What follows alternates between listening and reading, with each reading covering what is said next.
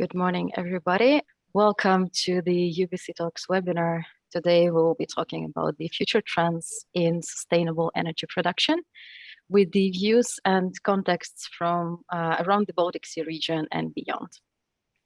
And if you're joining us today for the first time, the UBC Talks webinar series are organized by the UBC Sustainable Cities Commission to discuss relevant topics in the sustainability field. This one is the fourth webinar of the series this year, and I'm privileged to be your host today. My name is Maria Andreeva. I'm a project coordinator at the UBC Sustainable Cities Commission. On the slide, you can see our major aim at the Union of the Baltic Cities. We're leading a network of cities working together to foster sustainable, smart and safe cities. And the Sustainable Cities Commission is one of the commissions of this union. And you can see the topics that we work with in this commission. Before we start the presentations, I will just share briefly some general information. This webinar is being or will be recorded. And the recording will be later uploaded to the website of the UBC Sustainable Cities Commission and our YouTube channel. So you'll be able to access it also later. The attendees' microphones are muted by default, but you're most welcome to ask any questions to the speakers via the Q&A box that you should be able to see in the control panel.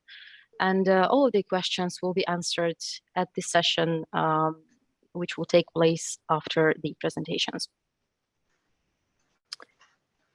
And our agenda for today. So during the webinar today, we will be hearing from the Union of the Baltic Cities, member cities, Växjö in Sweden, Valmiera in Latvia, and Turku in Finland about their views on the energy sector trends for this decade. So what it means to be energy efficient and how to reach the ambitious goals for carbon neutrality that the cities have their aims for. And after the best practices from the cities, the energy cities also will present their wider context on the European energy trends in policies and practices. In the end, our guests will get to learn also about the European City Facility and how you can fund your energy investment concepts. And the webinar, as already mentioned, will conclude with the Q&A and the discussion session. So without further ado, let me introduce the first speaker, Mr. Erik Tellgren, the Vice President of the company Växjö Energi in Växjö, Sweden. He will give us a presentation from climate neutral to climate positive. Växjö Energi has solutions to stop the climate crisis. So I'm stopped sharing. Please, Erik, the floor is yours. Thank you very much, Maria. I have the assignment of being CEO of Växjö Energi, which is a municipality-owned energy company. We run 4 district heating nets, 1 district cooling net, 1 electrical grid, and also 1 regional broadband network. We try to contribute the way we can to a sustainable development looking ahead. And it's very rewarding, I think, both demanding and rewarding to work with the municipality of Växjö or city of Växjö as owners, since the city of Växjö and the decision makers have a very strong commitment to sustainable development, to take responsibility, but also to achieve attractiveness and sustain attractiveness for the city of Växjö. And the city of Växjö, it's located in the middle of southern Sweden, and we are surrounded by vast forests and woodlands, as you can imagine from the picture here. And the commitment to sustainable development was also rewarded by the European Commission in 2018 through the European Green Leaf Award. So that was a fun thing to be awarded of for being able to show how to combine sustainable development with economic growth. So I enjoy taking part in this.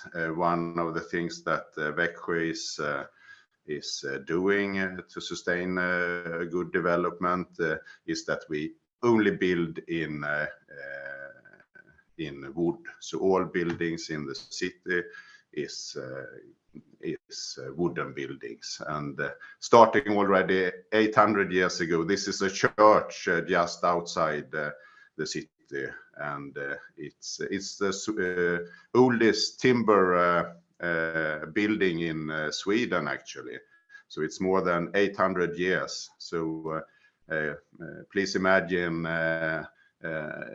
performing a climate assessment of this if it would have been all glass and steel and cement instead of renewable wood. And this is how the city looks today, all wooden buildings. So it's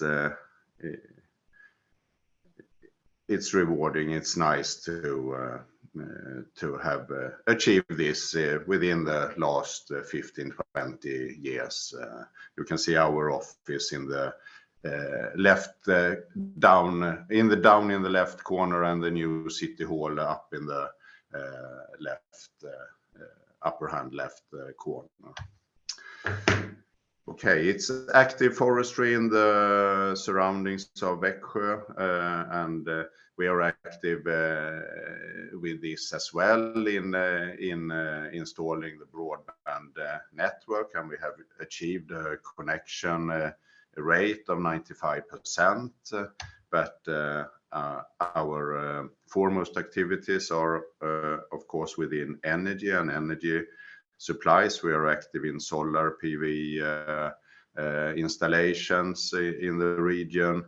To the left-hand side, you can see our recent windmill installed last year, and it was in mid-2020 the largest windmill in Sweden being commissioned. So and that has been running as according to expectations. So that is we are active in that, and also in batteries and in charging of vehicles in infrastructure. But being in the middle of a forest district, we base our energy production and energy distribution on bioenergy. So this is a hotspot region where the star is in the map of Sweden here. It's also where we are located. So we are in a very active region with regard to forestry, and also with regard to different wood product industries.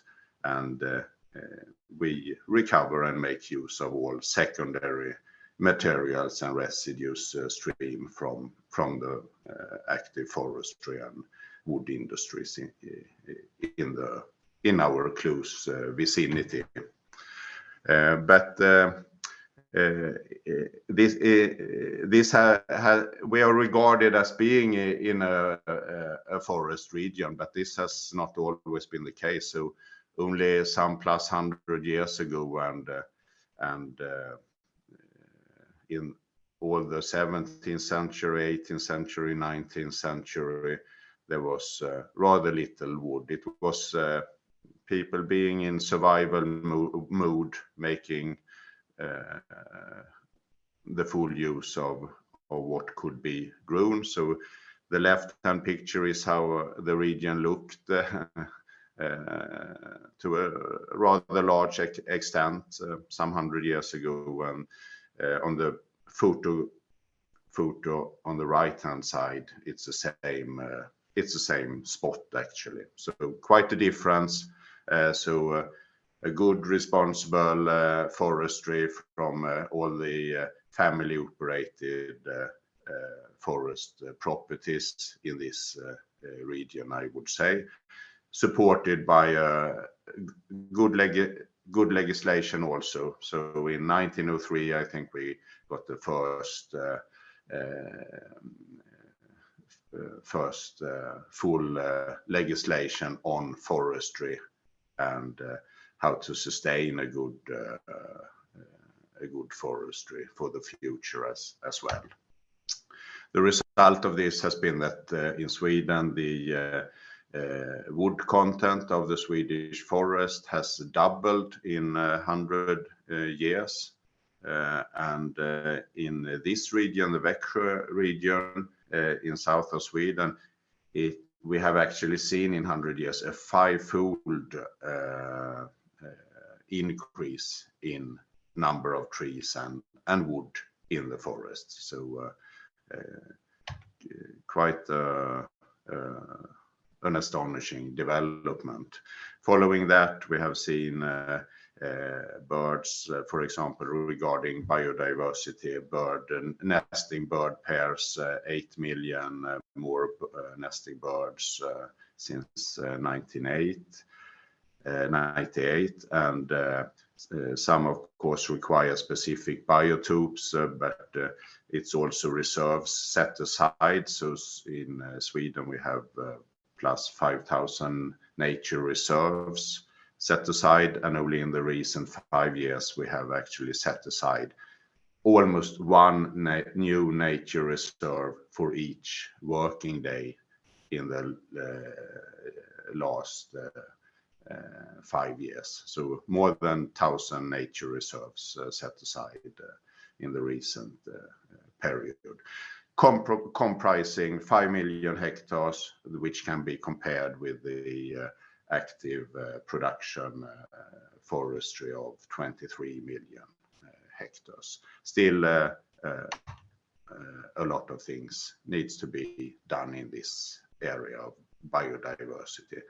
So what do we do? So we make use of the residue streams from the forestry. And if you look at the slash, the twigs and the branches and tops, the green curve in this picture, you can see that they decompose to the lion's share extent within 10 years and almost everything within 20 years, returning the carbon dioxide from the photosynthesis. So instead of letting them do that and coming of no use, we try to make use of them and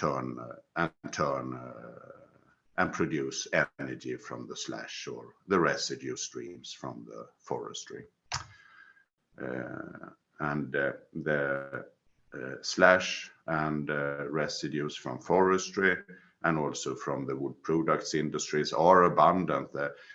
Each year there are in Sweden about 30 terawatt hours remaining in the landscape, not being used to anything. So I think this provides quite a good potential for making use of it for fuels or for energy in order to push out some fossil-based energy and replace it with renewable energy.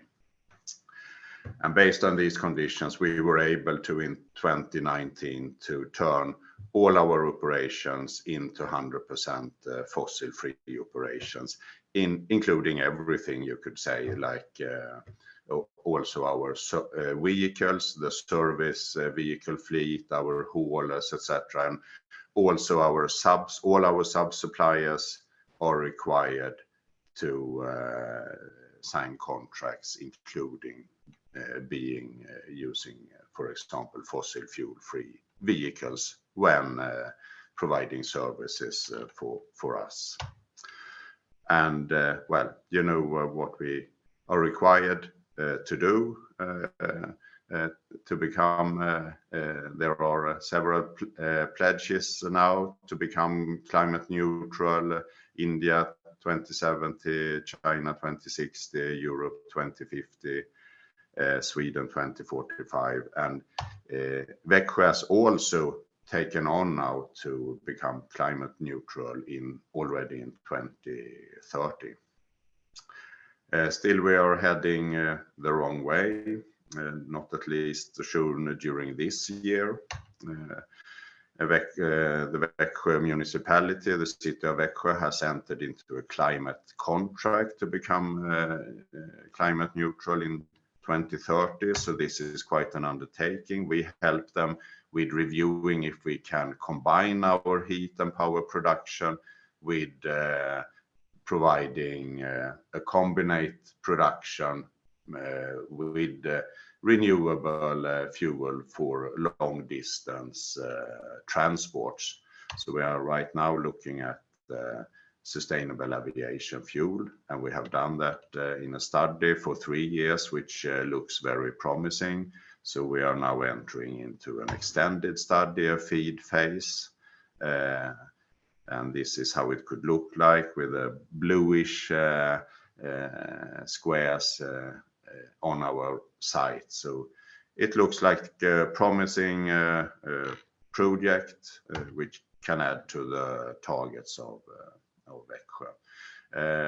One main project is that we look to set out to make use of our fossil-free platform in order to capture carbon dioxide and create negative emissions, which is also required as stated by the IPCC and the EEA, and also in a Swedish strategy that was concluded and presented last year, the pathway to a climate positive future, where it stated that already in 2030 at least 2 million tons of carbon dioxide should be captured and put away for permanent storage on a bioenergy basis, i.e.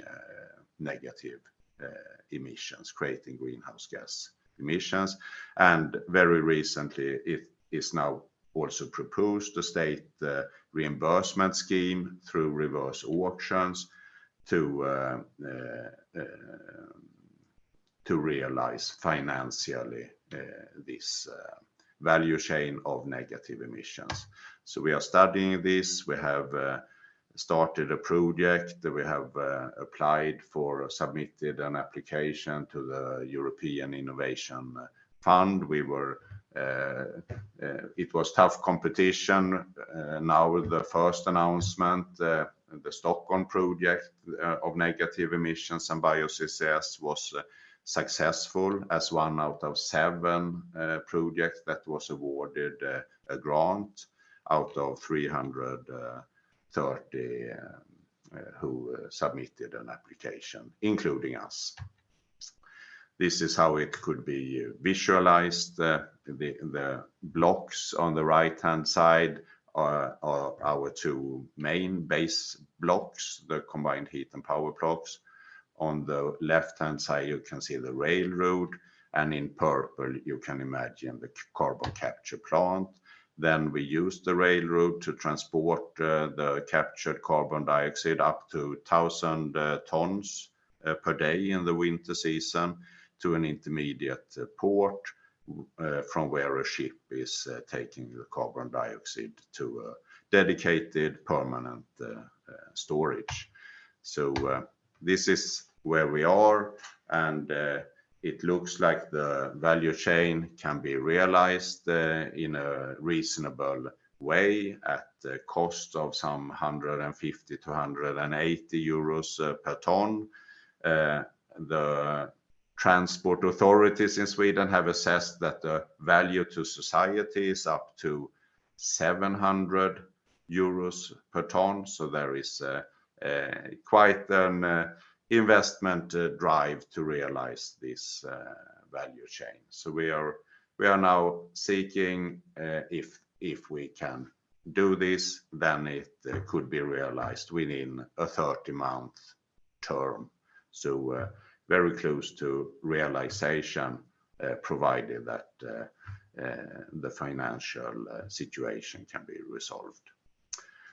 Okay, so some things from Växjö. Thank you for your attention. Thank you.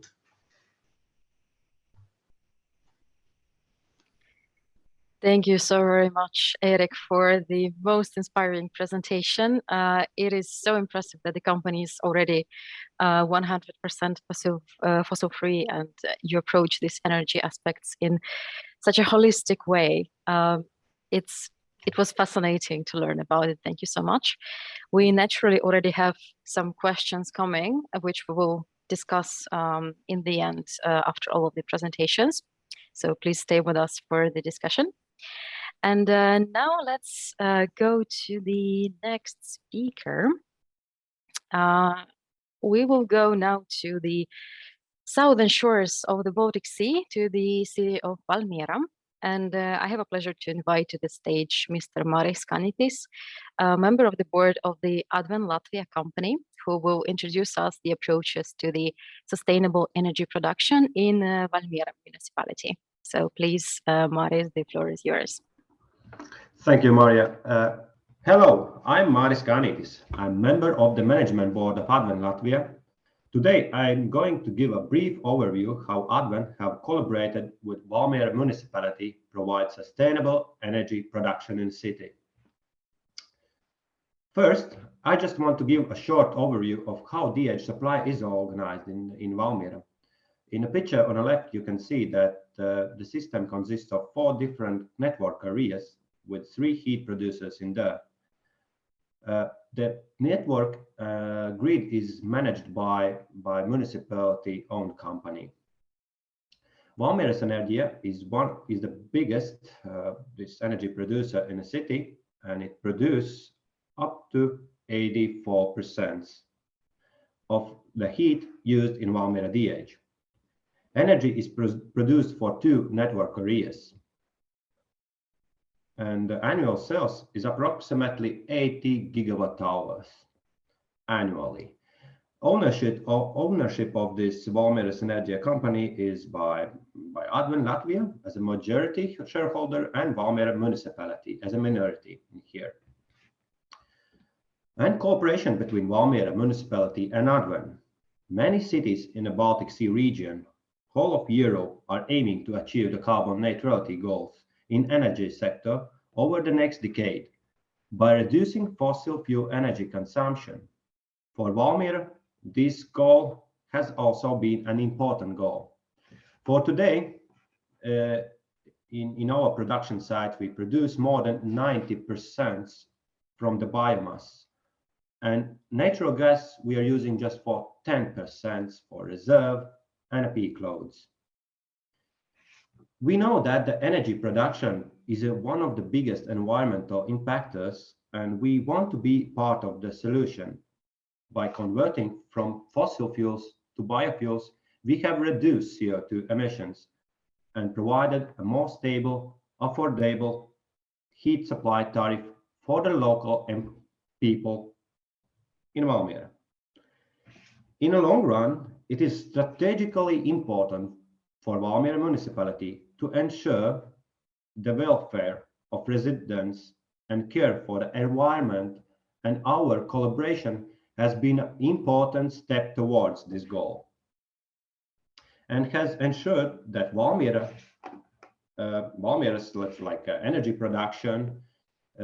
energy production supply meets European Union Green Course requirements in relation in reducing environmental impact.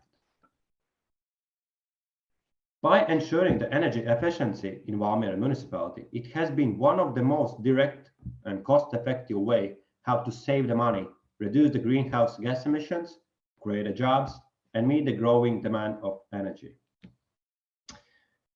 Here we can see the installed loads in the Valmiera Energy company. Historically, the production was based on gas, But as you can see, in the last 6 years, we have already did these conversations from fossil fuels to biofuels. First project we have implemented in 2016, this 5 megawatt plus 1 megawatt economizer. And last year we have finished this 9 megawatt plus 1.5 megawatt economizer. With this last one, we have reached this CO2 emission reductions for more than 10,000 in a year. And since opening the last fall, the boiler house was facilitated Valmiera's independence from the fossil fuels as far as energy is concentrated on these biofuels. The boiler house is equipped with the technologies which enable the use of cheaper and lower quality biofuel. And this kind of biofuel is also more available in this region of Växjö. The boiler house, other equipment is also highly automated in order to ensure efficient concentration process management. In addition, special attention has been paid for environmental conditions, work environmental conditions, for personnel to be improve work safety as far as it is possible in a site. The next slide, here we can see the graph for CO2 reductions in this 11 years time. We're not talking about some percentages in here, what we have reached these reductions in the CO2. We are talking about 10 times of the reduction. This is very good achievement, but we are not planning to stop it here. Our goal is move forward and find new ways how we can more improve energy efficiency in our production sites. We have already implemented and we are working with this ISO 50001 energy management standard, which helps us to achieve our targets. After the construction of this last biofuel boiler house, energy production, energy production from the previous old boiler house in the city center, we move out these assets from the old boiler house to the new location, and in that case that allowed us to give the second life to this former Valmiera boiler house. Art is essential part of every development-oriented urban identity, and the presence of it, without denying the industrial heritage left by the former boiler house, is a way in which we expand and transform the Valmiera identity. In the spring also, the large format photo portraits of the region's inhabitants were exhibited on the chimney on the former boiler house Valmiera and the facade of the building. The implementation of this project inside out is also one of the most significant events for Valmiera heading for the title of European Capital of Culture 2027.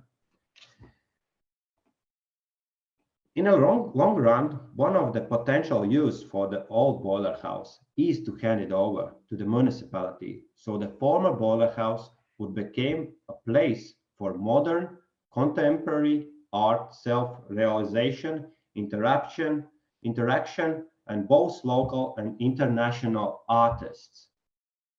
I think this is a very great example when you are building something new, like a new boiler house, completely new greenfield, and you are taking care of that, what is left behind of that. In this case, this old boiler house.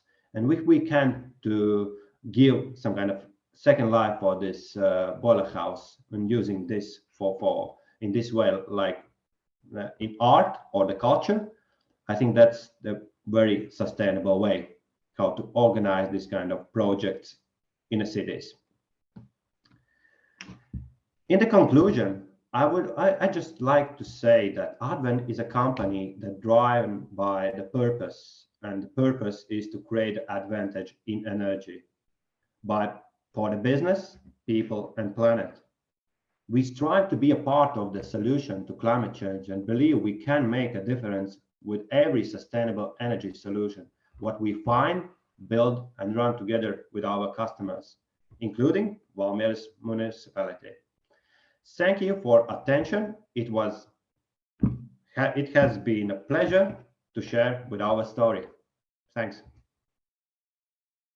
Thank you so much. And I will then invite to the stage Sini Lamoureux from the city of Turku, who will share us the energy efficiency plans from the city side. Great, thank you. Now I will try to share. Let's see if it works. My name is Sini Lamoureux, and I work as a project coordinator at the city of Turku, and namely in the unit called the Project Development Unit. Today, I will present the city of Turku's involvement in the response project, and I will introduce to you the positive energy district that we are developing within this project. So first, some facts about Turku, or Åbo as it is called in Swedish. Turku is the oldest town in Finland, meaning the oldest and most fun. There are traces back to 1229. That's when you can find Turku being documented in written for the first time. We have approximately 200,000 inhabitants, and the biggest age group are 19 to 29 year olds, and they make out around 20% of the population. And there is a natural reason for this. Turku is a bilingual university city, and if I remember correctly, I think we have 6 different universities and universities of applied sciences here in this city. So a lot of students come here to study, and some of them even stay. Due to our location on the map, so we're located in the southwest Finland, on the border to the sea, to the Baltic Sea. We are also a logistical center. And during a normal year, we have around 4 million port passengers coming and going. We also have an archipelago that is made up out of 40,000 different islands and islets. The city of Turku also has a sustainable energy and climate action plan, so SECAP for short. And as the title gives away, there are a lot of actions related to renewable energy sources and sustainable electricity production involved in this plan. And that goes very well hand in hand with the city of Turku's involvement in a project like Response, which I will now introduce to you. And oh yes, I could also mention that our climate neutrality goal is 2029, and the city's objective is to be climate positive from then onwards. So about this project Response. The full project name is Integrated Solutions for Positive Energy Resilient Cities. It's a 5-year project which began in October last year and will last until September 2025. The main cities in this project are Dijon in France and Turku, and these 2 cities are so-called lighthouse cities. And the cities develop, test, and perform different kind of innovative solutions. Many of them take place in these positive energy districts, and most of the hard solutions are related to the themes energy, transport, and ICT. And as I mentioned, Turku and Dijon the key cities, and we are doing sort of the same activities. Of course, we then have applied them to our local contexts, but essentially the cities mirror each other in this project. The overall consortium is made out of 53 partners, so it's quite a big project with partners from many different countries. Some keywords that I could mention are energy equity and security, environmental sustainability, and then these positive energy districts, shortened PED or PED. Let's see. So this is now an illustration including all the main facts of the project. Apart from Turku and Dijon, this project also has 6 fellow cities, and you can see here on the map, we have Brussels, Zaragoza, Ptolemaida, Gabrovo, Botoshani, and Severodonetsk.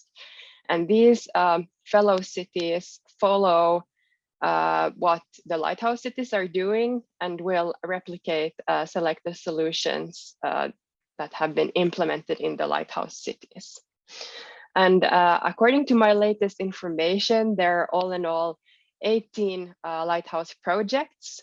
Some of them have begun much earlier than Response and are now in their final stages. And it could be that some of them are already finished.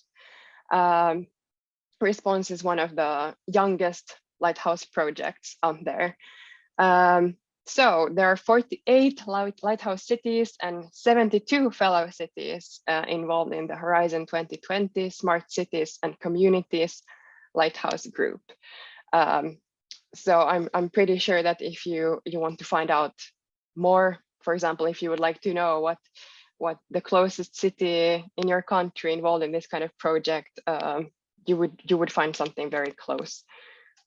For example, I know that in the Baltic Sea region, only in Finland, I think we have 6 cities that are involved, and a wild guess is that there is at least 2 to 3 cities per Baltic Sea region country somehow involved in a lighthouse project.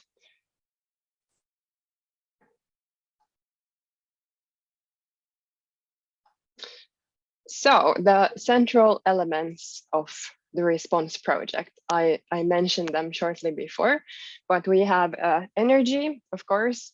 So positive energy building systems, local energy supply, low carbon and high share of renewables, and sustainable energy storage. We also have integrated and interconnected city ecosystems, which has to do a lot with ICT solutions and information systems and smart city data.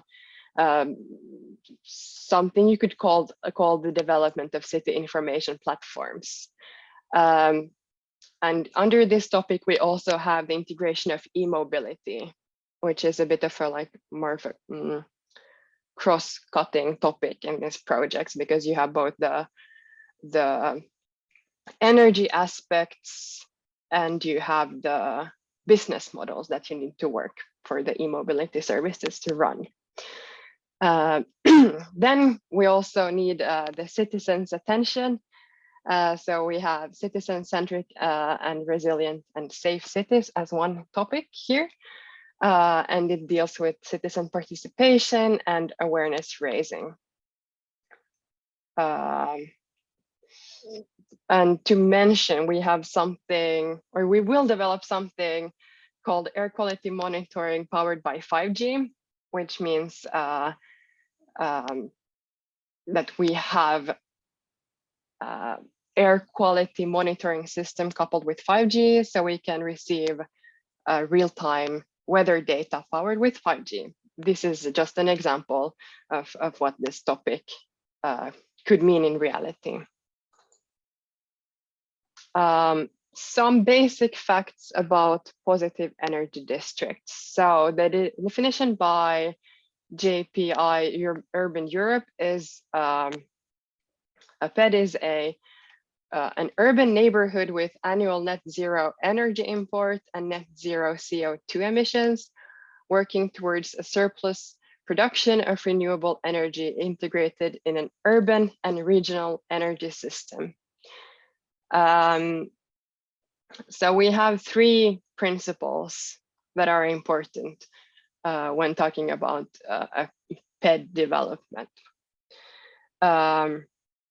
First is to minimize local energy needs. And this goes very much into planning for, or planning when you build, you already need to take this into in account, or when you plan to retrofit. So this first one is for the building stage. You can already do a lot to minimize your local energy needs by thinking about them. And I think that's something that is taking place, like it's nothing you can forget about today when you plan a project or build new quarters or so.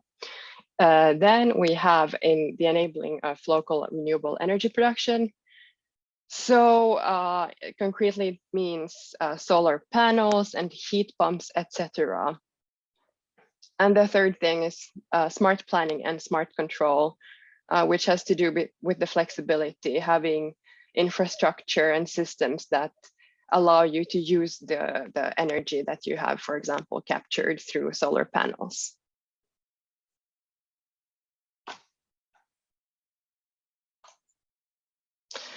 Okay, now we move on to the Turku Positive Energy District, which is located in the student village. The student village in Turku is owned by the Student Village Foundation. TYS is the shortening in Finnish. The first buildings were built in the end of the 60s, or at least planned by then. And it's the largest single student housing complex in Finland. The size is 0.75 square kilometers, and in 2020 there were almost 5,000 dwellings in this area and a little over 6,000 inhabitants. On the next slide I have a map of the PED area, but in short it's an area in the proximity of the city center and in the proximity of the campus area of Turku. Although it's the majority of the PED area is made up of student housing, there are also other types of buildings, such as schools and small shops, grocery stores mainly. So here we have the Turku PED. The red marked area is the whole area, and then on the right we have these specific buildings that play a key role in the project, and they are located in the proximity of each other. In these buildings, most of the energy related solutions will be demonstrated. So I could show you on the next slide, I have a picture of this house. On this map, it wasn't built, so this building B3, but this building will actually be inaugurated on Friday this week.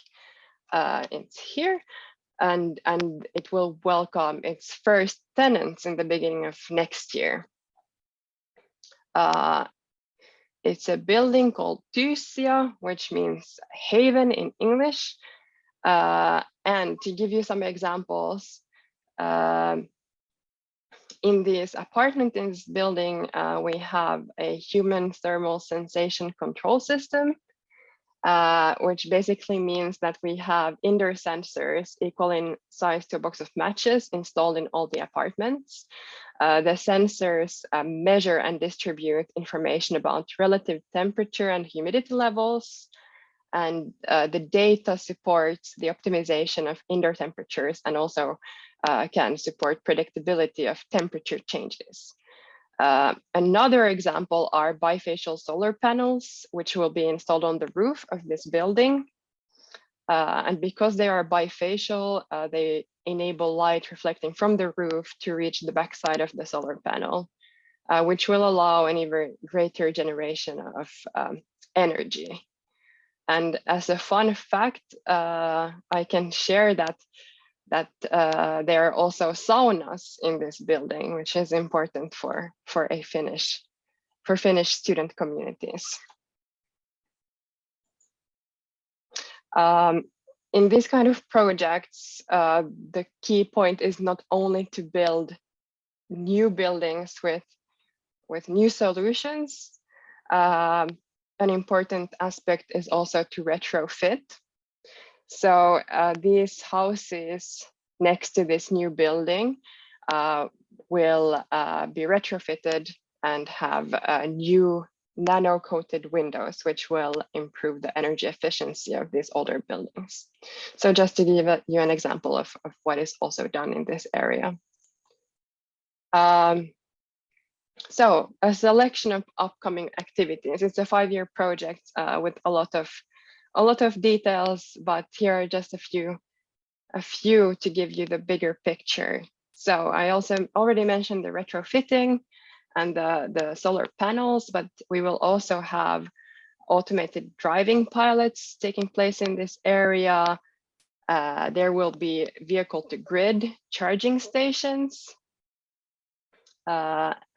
And there will be an app supporting the PED residents, the tenants, to choose greener routes, social and technical hackathons, which will support awareness raising among the tenants. And we expect high quality of life and comfort for the residents, successful piloting, and also well-functioning e-mobility services, increased awareness, and also replication, both locally and internationally by the fellow cities, as well as partnerships and cooperation. That was my last slide. And if you have any questions, just put them in the Q&A. Thank you very much, Sini.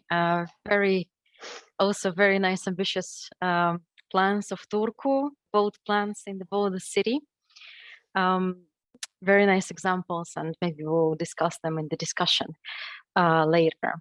Now I would like to welcome to the stage Ms. Floriane Cappelletti from the Energy Cities initiatives. We will take a look at the bigger picture that will be introduced by Floriane, and she's in charge of the communications and the overall coordination team of the Energy Cities. So let's hear about the energy trends and policies influencing our cities. Please, Floriane, the floor is yours. So, no, I was just saying, so as you said, I'm in charge of communications and part of Energy Cities' overall coordination team. I'll share really a quick overview of the energy trends and EU policies that could have an impact on the future of cities. So of course, I cannot go into too many details about EU policies specifically, because of course there are many things that I could share. But if you have any question, we can discuss that in the panel discussion, or I'm even available if you have questions after the webinar, that you can reach me through email. So, well, as you probably have heard about, I'm going to start with the Fit for 55 package of the European Union. So very briefly, this is composed of 13 legislative texts that were proposed by the European Commission.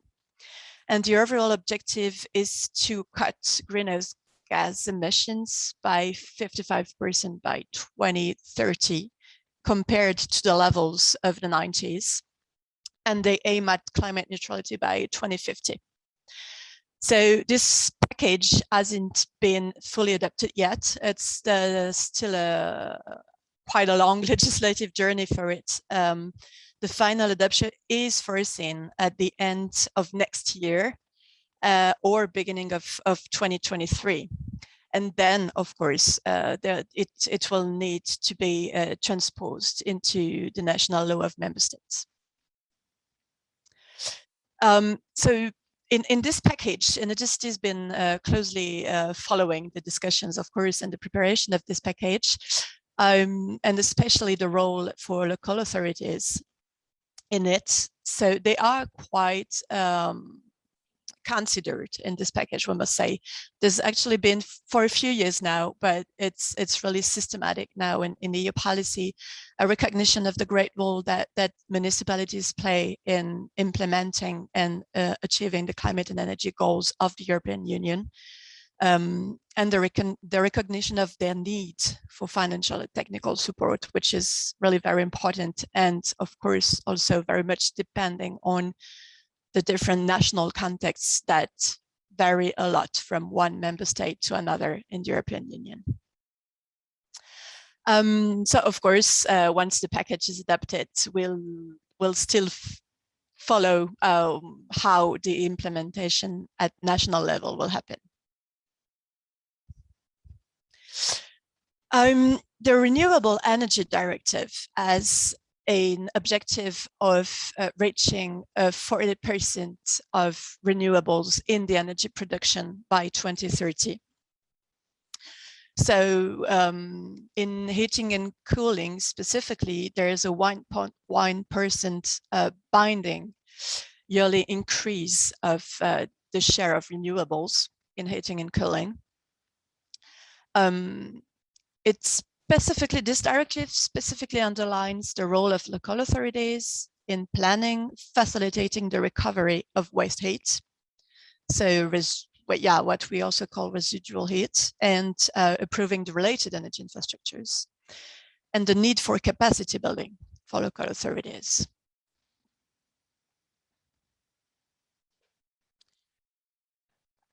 There's also the Energy Efficiency Directive that you may also have heard of, which has an objective of reducing by 36% by 2030 the final energy consumption.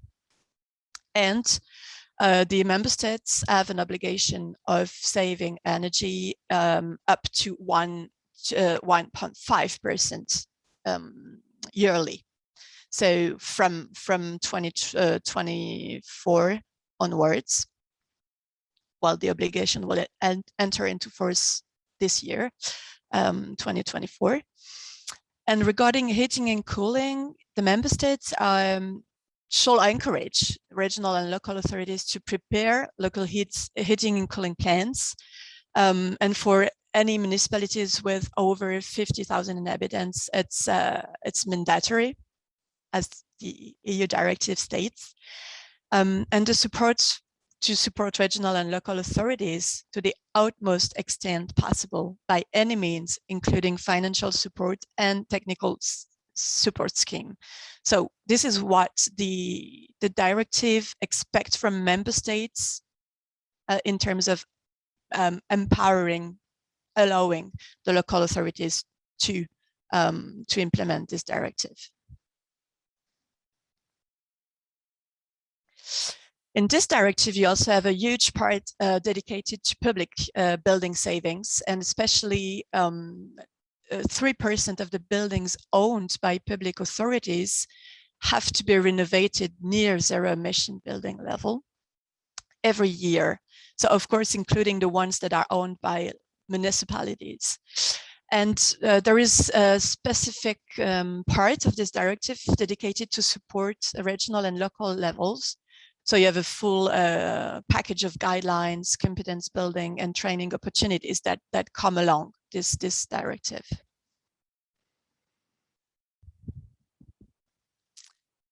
I also wanted to touch upon, not really very briefly, the EU emissions trading system, because it was created quite a long time ago in 2003, and it covers already different sectors such as the power sector, industry, commercial flights, and heat generation, which represent almost 40% of the overall EU greenhouse gas emissions.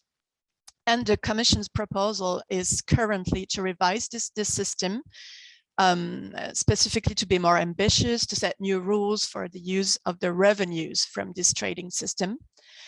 And they propose to create a separated system to exchange emission for building and road transport,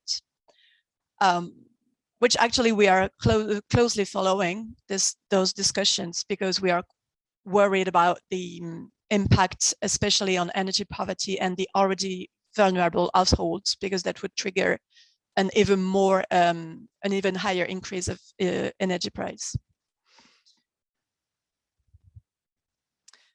The Social Climate Fund is much more recent.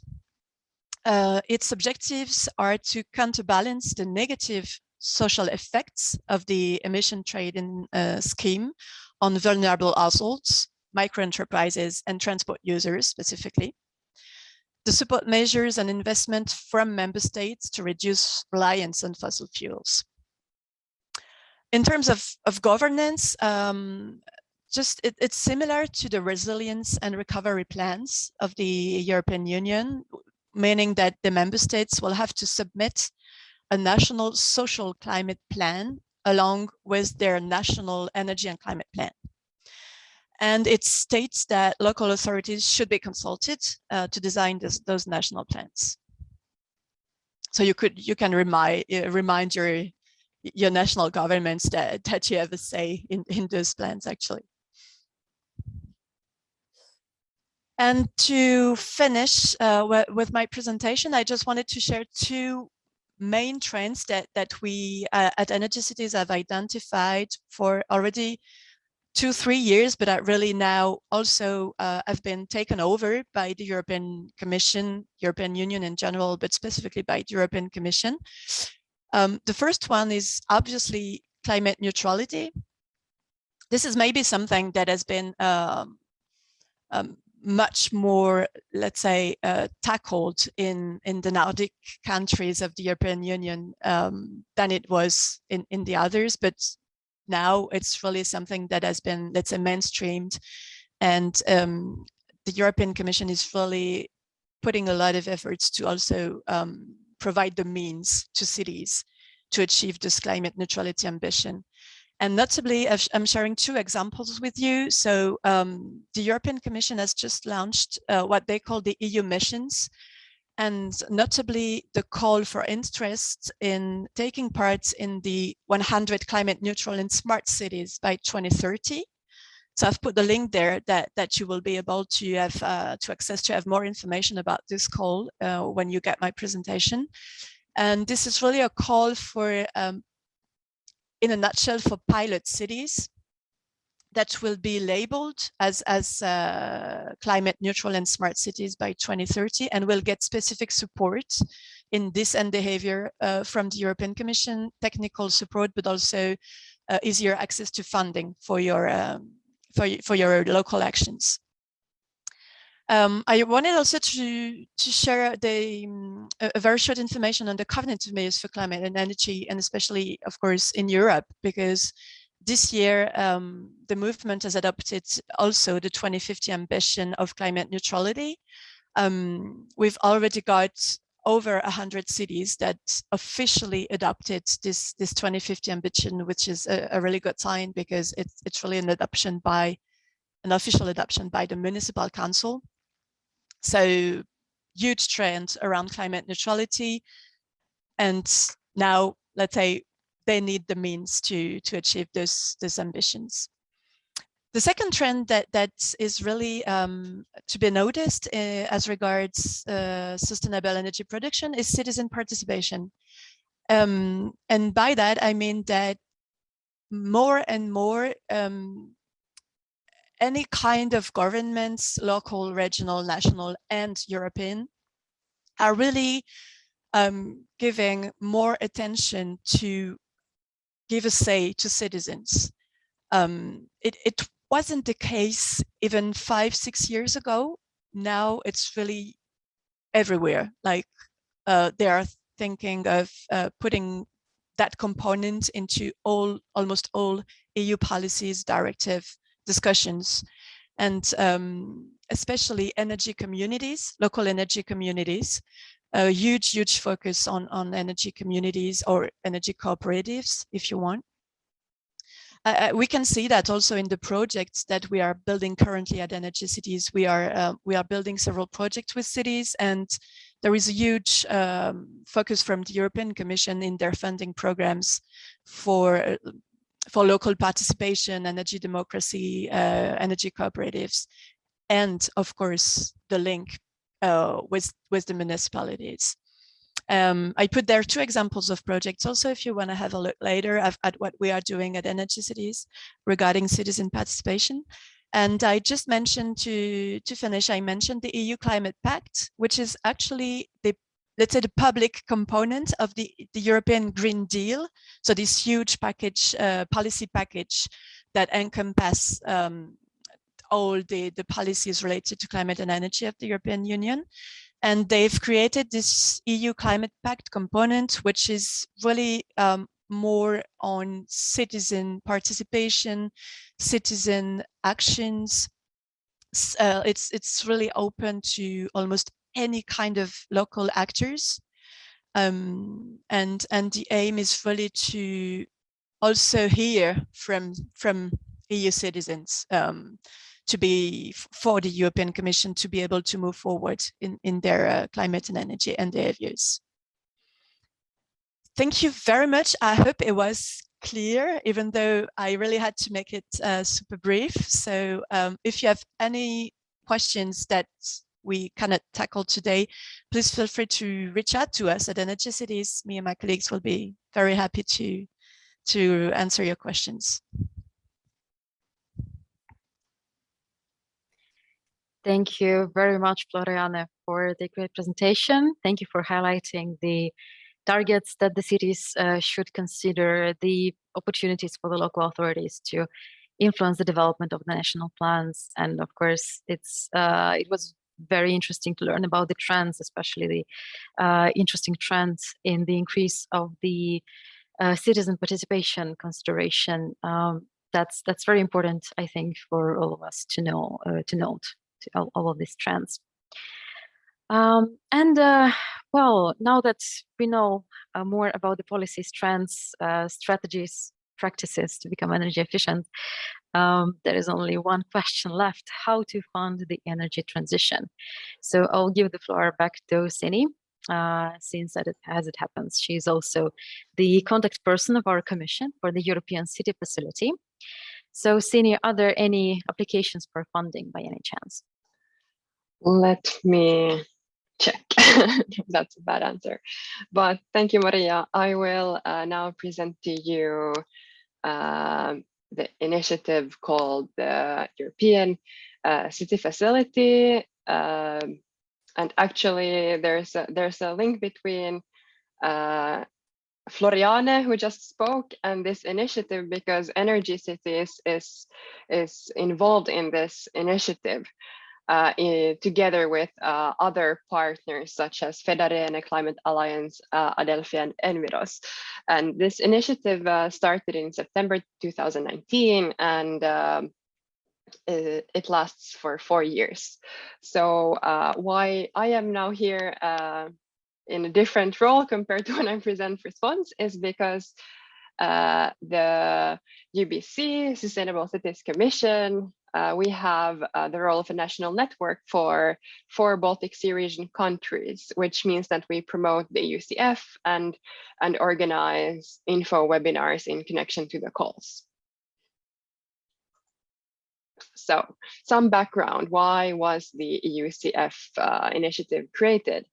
There is a huge potential for building tremendous potential for building substantial pipeline of investment projects across Europe. Sorry, I had to read that from the screen. There is a huge need to mobilize finance to support the energy transition.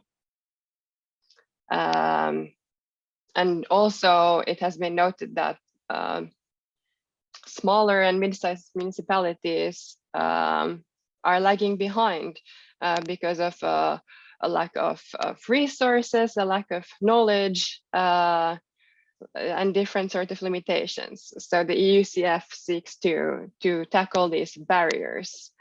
And also people sometimes, or in smaller municipalities especially, might not have the knowledge and skills to go into heavier or bigger project applications in order to finance investments.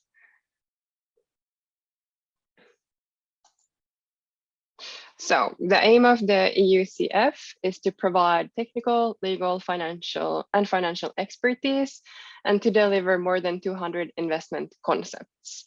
There is also an objective to build capacity and to raise awareness among municipal staff, to facilitate the access of private and EU finance and advisory services. And there is also a humble objective of reaching out to more than 10,000 cities for encouraging replication.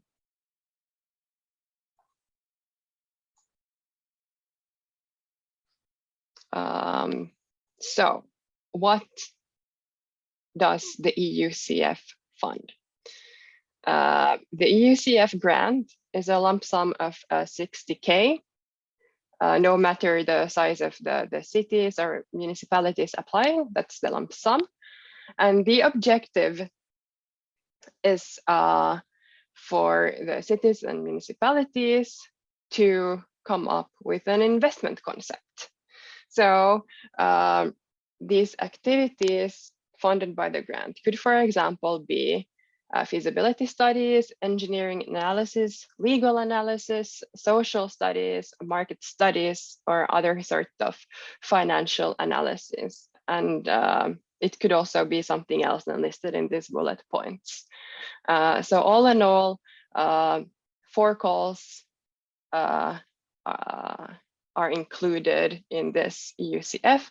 The 3rd is now ongoing, but there will still be a 4th in spring. So this is all still very relevant, although the project started, or initiative started already in 2019. And this grant can be allocated to in-house staff, external experts, or subcontractors. This I already talked a little bit about, but this investment concept needs to clearly identify a potential project pipeline. It could include an analysis of local stakeholders controlling the project pipeline and other sort of analysis that I already mentioned. And this roadmap aspect is also relevant here. So describing the process. Okay, so who can apply for EUCF support? So if you are either a municipality or local authority, you represent the right organization to apply. But it's also encouraged for municipalities and local authorities to form groupings to partner up. You need to be located within the EU, and I must now confess that I don't remember how Brexit, or if Brexit affected this, but at least if you're an EU member state today, you can apply. And you have to have a politically approved plan, so a SEAP or SECAP or something comparable. And you need to be able to prove that you have political commitment for your plan. And you need to commit for a monitoring period of 2 years. And this eligibility check can be done online on the EUCF website. I already briefly mentioned the calls for applications. So we have the 3rd call ongoing. So if you still haven't thought about preparing something for the 3rd call, it's a bit too late. I would say your chance would be then to think about spring next year if this is something that would interest your city or municipality. And that is the last one, so it's the last chance. I could also inform you a bit about the division of regions. So you can see here that there is a table that defines how many countries or how many countries per region that can get funding at max. And you can also see that the Baltic Sea region is split between 2 coal regions here. And that was it, a very, very short intro about this EUCF. So you can contact me or just visit eucityfacility.eu. There is a lot of information. And I could briefly mention before we jump to the panel that these webinars, there are webinars for each call in your local language. And they should be all on YouTube or some other platform where you can have a look at them for more information. So thank you.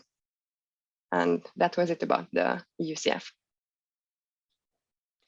Thank you very much, Sini, for sharing about these opportunities that we have, or our region has, to implement their ideas. We still have a bit of time for a discussion and some questions and answers. So let's proceed to that, and I will ask all of our speakers to turn on their cameras if the connection allows, which unfortunately wasn't been very kind to us today. But nevertheless, everybody is still on board. And I will start with a question that we got from the audience in the very beginning. So in the beginning of the webinar, Erik highlighted the trend of the city of Växjö, that the city now develops housing made of wood. But the question states, wood is a very valuable raw material. Does it really make sense to build all buildings out of wood? And this is a question also more about what is the balance between this sustainable forestry and using eco-materials in construction and energy. And maybe there are any actions that should be ensured in this process. For example, restoring the forests in the process of consuming this for wooden constructions. Please, Erik, I will first give the floor to you to answer this. Okay, thank you very much. Yes, indeed, it's very valuable to us. Surrounded by large woods and forests with tens of thousands of family-owned forest properties, it's of course valuable to us. I looked at the main greenhouse gas emitters in Sweden, and the top three, the number one is a main steelwork in Sweden. The second one is the largest cement production facility, and the third one is oil refinery on the west coast, making raw material for plastics, for example.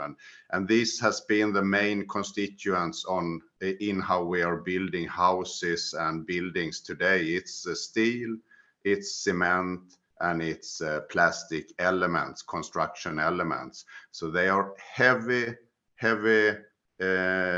climate change drivers, actually. While if you recall the church outside Växjö, it was the business case in building that church out of wood only was rather easy, even if they maybe didn't use that vocabulary. But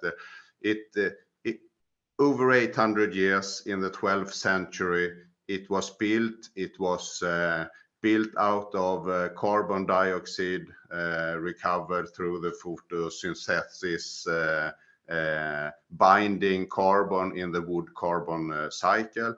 And it is still over 800 years later, looks brand new, actually.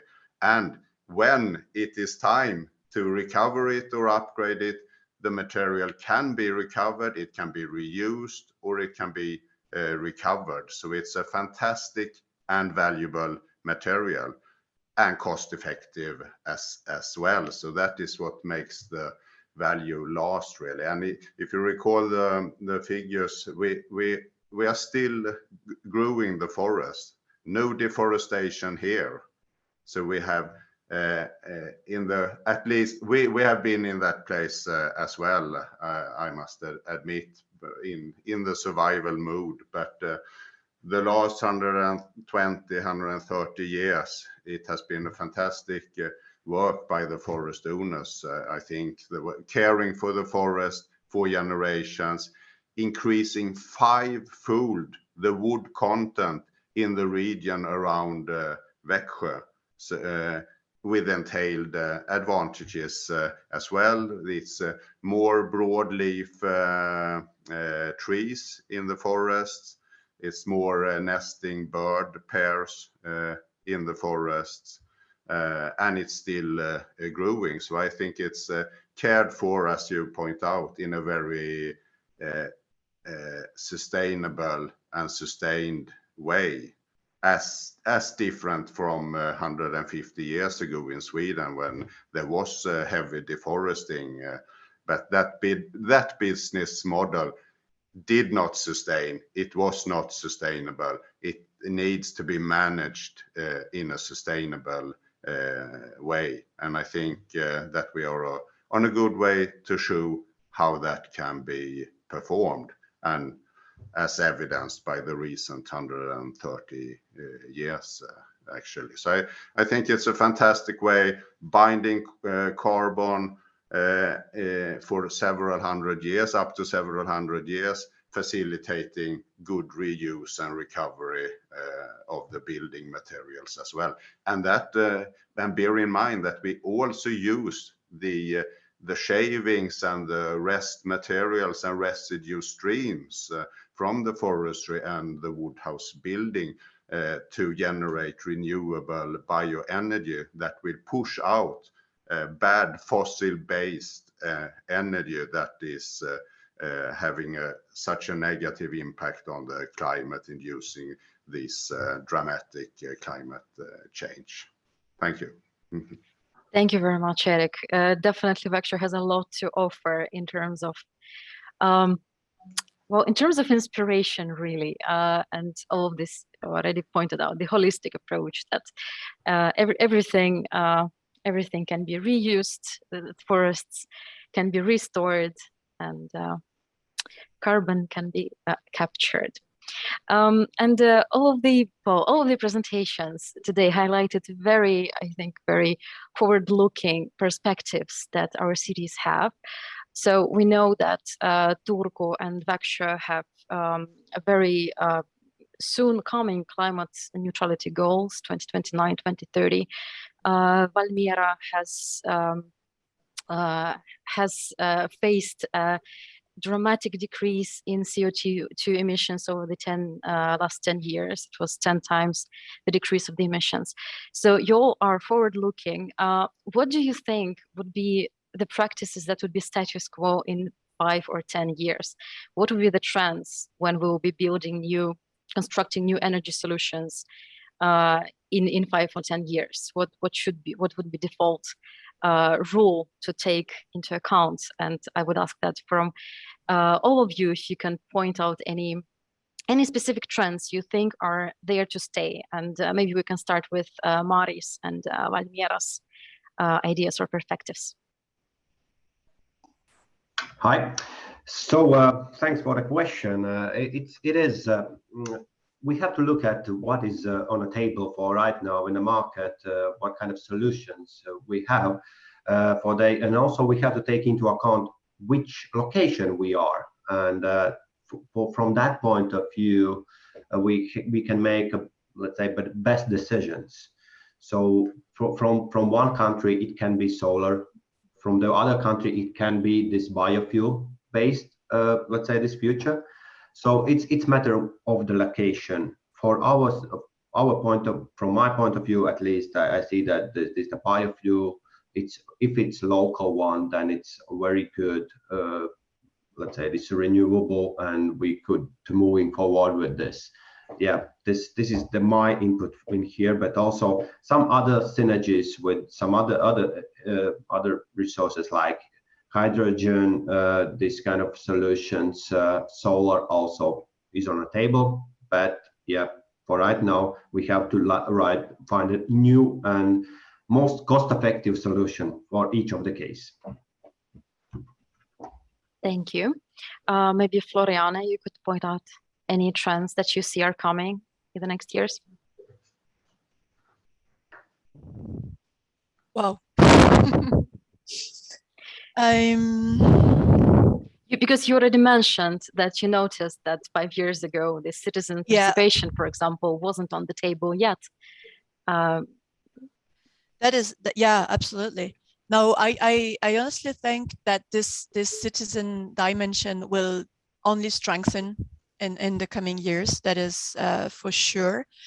We've also noticed that in some countries where energy cooperatives aren't so popular yet, those cities in those countries are actually getting involved in a lot of European projects related to renewable energy cooperatives, so community energy or that kind of initiatives, and they are really looking for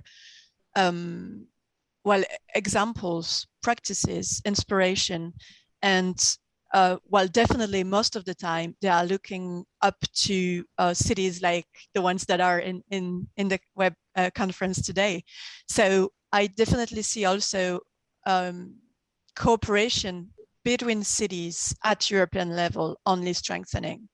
And for that, actually, the European Commission funding programs are super important, because in those kind of projects, we, and especially the networks such as Energy Cities, we are linking cities in so many different European countries with one same ambition, and to share their experience, to share inspiration, to share and also what didn't work, actually, because you always learn even from what didn't work.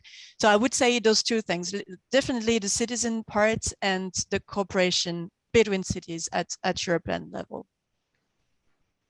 Thank you very much. And I will also ask maybe Sini, as you are here representing the city perspective. So also, do you see any particular city trends, or what should be the role of the city in 5 years in this? Well, about trends, maybe, of course, no one has a crystal. You don't know what will happen in 5 years, but looking at what we do in response, or what we test and pilot, I think I agree with everyone else, and especially with this citizen aspect, to inform and also allow citizens to choose. That's one thing.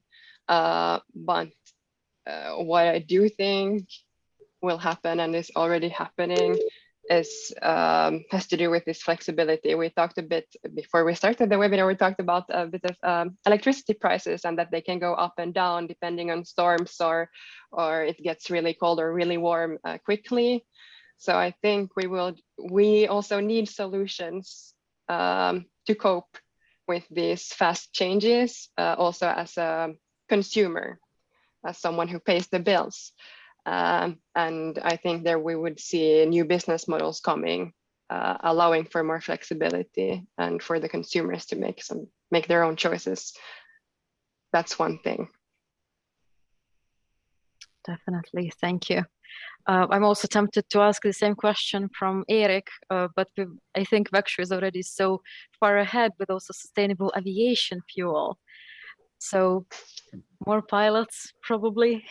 Yes, probably. We will actually start up a pilot within 4 months now on bio-CCS, so it will be run until end of next year. So we are looking forward to that. But I think that what will happen and must happen will happen locally, as it always has. So support for local communities, even individuals, local municipalities, cities, that's the way to go. Otherwise, there is a risk of being over political in very central initiatives like the taxonomy, where one are about to favor fossil-based natural gas ahead of bioenergy, and that makes no sense whatsoever. Just put a ban on fossil fuels 2025 and trust the local communities and give them full support to accomplish. Thank you so much. And I think these are great words to finish this webinar with. Whatever change will happen locally. Very, very inspiring words. Yes, thank you. Yes, unfortunately, we need to finish the webinar, although the discussion is very interesting and it would be very interesting to continue. I'm sure we will try to find some other also occasion to meet and discuss this further, because we see that the Baltics region is the region driving the change, the positive change. So we should definitely upkeep this nice competitive image and mainstream it also outside. I would like to thank very much everybody today, our speakers, wonderful speakers, for providing great insightful presentations. The audience for being very involved and invested and asking questions. Thank you all for joining, for bringing this to the table, and we will hopefully see you again in some future events. This webinar will be available as a recording sometime next week, so you'll be able to rewatch it together with some materials to recheck, and follow our UBC Sustainable Cities Commission for more events and more news where you can participate and share your best practices and experiences. Thank you also very much for joining.